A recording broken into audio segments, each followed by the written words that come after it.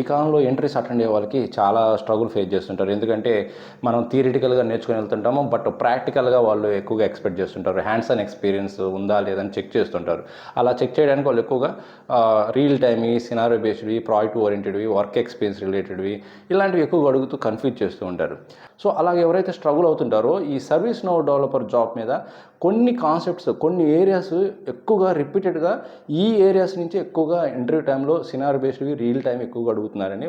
మరి ఆ కాన్సెప్ట్స్, ఆ స్కిల్స్ ఏంటివి అనేది నేను మీకు చెప్తాను వన్ బై వన్. ఫస్ట్ ఏంటంటే client script and UI policies. వీటి మీద ఎక్కువగా టెక్నికల్వి అండ్ సినారియో బేస్డ్ ఎక్కువగా అడుగుతున్నారు.